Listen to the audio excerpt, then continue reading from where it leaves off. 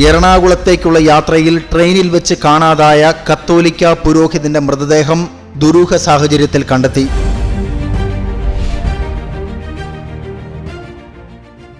ആന്ധ്രാപ്രദേശിലെ ഏലൂരിന് സമീപം റെയിൽവേ ട്രാക്കിൽ നിന്നാണ് അദ്ദേഹത്തിന്റെ മൃതദേഹം കണ്ടെത്തിയത് എന്നാണ് റിപ്പോർട്ട്. ഫാദർ ജോസഫ് മോളനാണ് മരണപ്പെട്ടത്. അദ്ദേഹത്തിന് 91 വയസ്സായിരുന്നു.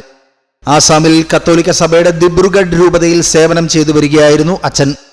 ഈ മാസം 22-ാം തീയതിയാണ് വിവേക് എക്സ്പ്രസിൽ തന്റെ ബന്ധു ഫാദർ മഞ്ജിത് ബെർലയോടൊപ്പം ദിബ്രുഗഡിൽ നിന്നും അച്ഛൻ എറണാകുളത്തേക്ക് യാത്ര തുടങ്ങിയത്.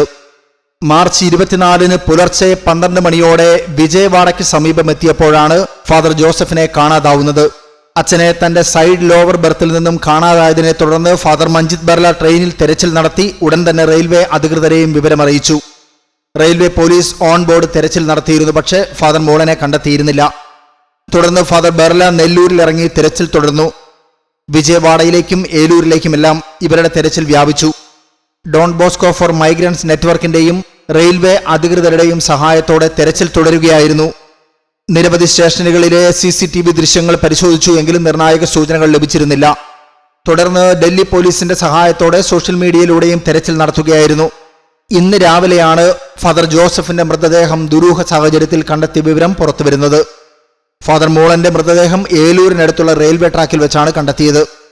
ദിബ്രുഗഡ് രൂപതയിൽ നിന്നും അച്ഛന്റെ വിയോഗം സംബന്ധിച്ച ഔദ്യോഗിക പ്രസ്താവനയും വന്നിട്ടുണ്ട്. അച്ഛന്റെ സൗമ്യമായ സാന്നിധ്യം, അജപാലന പരിപാലനം, വിശ്വസ്ത സേവനം ഇവ വളരെ ശ്രദ്ധേയമായിരുന്നു എന്നാണ് രൂപതാ ബിഷപ്പ് ഡോക്ടർ ആൽബർട്ട് ഹെംറോം അനുശോചനക്കുറിപ്പിൽ പറയുന്നു. അന്തരിച്ച പ്രിയ വൈദികന് ആദരാഞ്ജലികൾ.